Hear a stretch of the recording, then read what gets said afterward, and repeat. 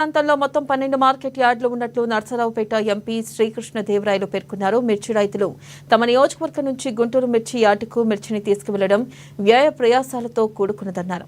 ఈ అంశంపై మంత్రి అచ్చెన్నాయుడుకు గమనించి నియోజకవర్గంలో ఉండే కనీసం కొన్ని మార్కెట్ యార్డుల్లో అయిన మిర్చిని కొనుగోలు చేసి విధంగా రైతులకు సహకరించాలన్నారు. ఇక కేంద్ర ప్రభుత్వం నుంచి వచ్చే అన్ని పథకాలు గత ప్రభుత్వం విస్మరించిందని తెలిపారు.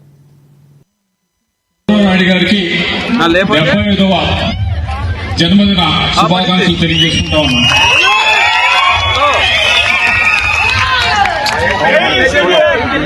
అచ్చెన్నాయుడు గారు ఉన్నారు, మంత్రివర్యులు. ఆయనకి మనం ఎక్కువ సమయం ఇవ్వాలి. ఆయన ఈ అగ్రికల్చర్ గురించి, రైతాంగం గురించి ఎక్కువగా మాట్లాడవలసిన సమయం ఆయనకి ఇస్తే మనకి కొద్దిగా ఉపయోగపడే అవకాశం ఉంది. అందుకని తక్కువలో నేను ముగించేదానికి ప్రయత్నిస్తాను. దాంట్లో ముందుగా ఆయన్ని 3 అడగదలుచుకున్నాను. ఈ వేదిక నుంచి ఒకటి, అగ్రికల్చర్ మార్కెటింగ్ కమిటీకి ప్రతి ఒక్కరూ కూడా పోటీ పడతా ఉన్నారు, మంచిది.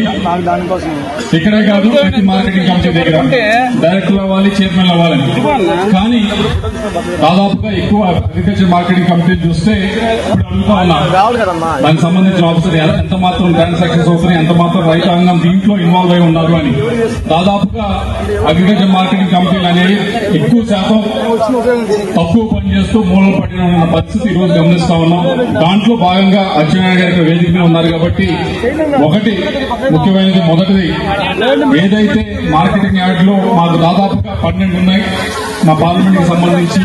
ఇప్పటికి కూడా మిర్చికి సంబంధించి లావాదేవీలు జరగాలంటే గుంటూరు దాకా వెళ్లి చేస్తే తప్పించే పరిస్థితి లేదు. ఇక్కడి నుంచి అక్కడ తీసుకెళ్ళడానికి చాలా ఎక్కువ ఖర్చు అవుతా ఉంది.